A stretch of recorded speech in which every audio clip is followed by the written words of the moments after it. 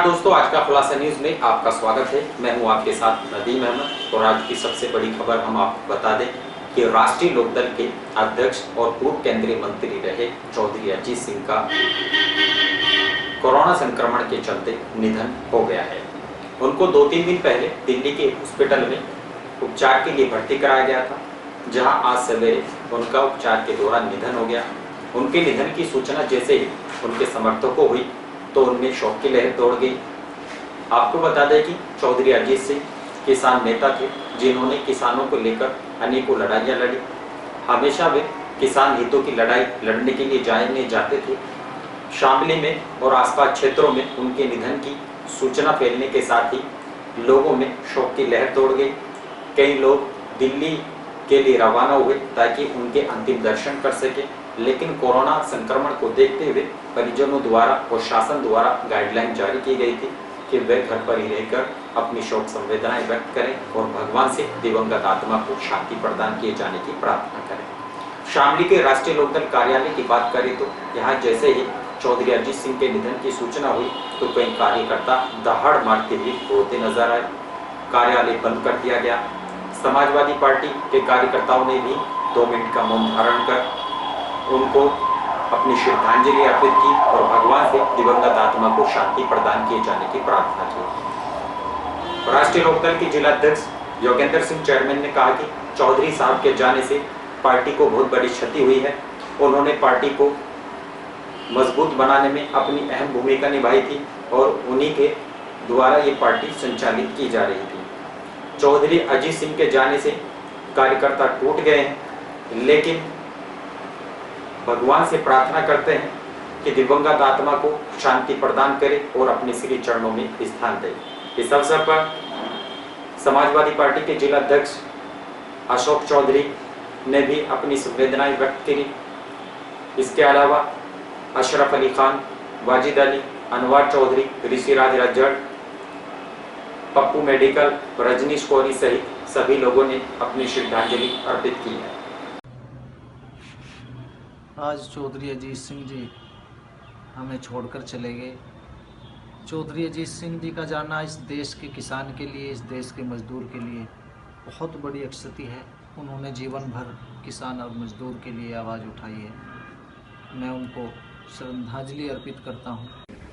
आज चौधरी साहब के देहांत की अत्यंत दुखद खबर सुनकर बहुत सदमे में हूँ। उनको श्रद्धांजलि अर्पित करता हूँ और सही श्रद्धांजलि उनके लिए यही होगी कि चौधरी जयंत चौधरी के शक्ति दें, उनके परिवार को शक्ति दें।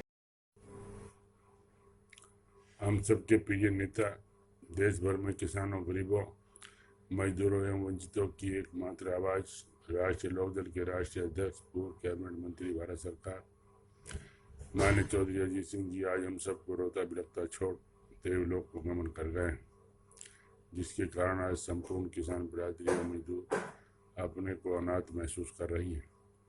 साथियों, ऐसे संकट के समय में आप सभी से करबद्ध निवेदन है कि कोरोना महामारी के कारण आप सभी अपने घर पर रहकर चौधरी साहब को अपनी श्रद्धांजलि अर्पित करें और अपने परिजनों के साथ चौधरी साहब की आत्मा की शांति के लिए उनके परिवार एवं हम सबको यह अथाह दुख सहने की शक्ति प्रदान करे, ऐसी प्रभु से प्रार्थना करें। ओम शांति।